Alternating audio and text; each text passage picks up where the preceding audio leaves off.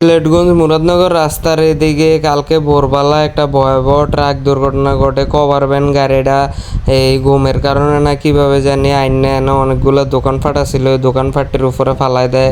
ড্রাইভারের অবস্থা আশঙ্কাজনক এবং হেল্পার দুইটা পাওয়া বলে ভেঙে আছে যতটুকু শুনছি।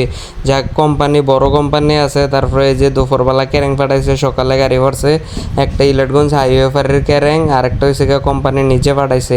এই ক্রেন দিয়ে মোটামুটি গাড়িটা ওঠানো হয়েছে। যে কেবিন একবার আলগা হয়ে গেছে গাড়ি এখন সোজা করতে করতে কেবিন ছুটটা পড়ে যাবো নিচের দিকে।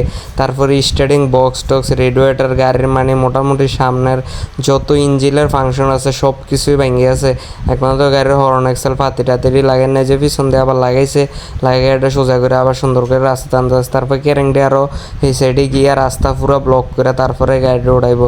অনেক সময় লাগবে এটি উড়াইতে, মানে আস্তে ধীরে উড়াইতেছে তো সুন্দর করে। এরপরে ওই যে দেখেন সামনের অবস্থা, রেডিয়েটার যা আছে সব ভাঙ্গা, কেবিন টেবিন চাফলা লাগিয়ে গেছে এই গাড়িটা কমপক্ষে 3-4 লাখ টাকার কাজ করান লাগবে, নতুন কেবিন টেবিন লাগাইয়া।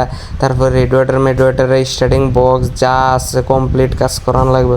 তারপরে এই যে দোকানপাট ভেঙেছে, এদের দোকানও ফ্রি স্টেজ আছিল, 2-3টা দোকানের ভিতরে ফ্রি স্টেজ, কত মাল সামান আছিল সব কিছু ভেঙে না পর্যটক হয়ে আছে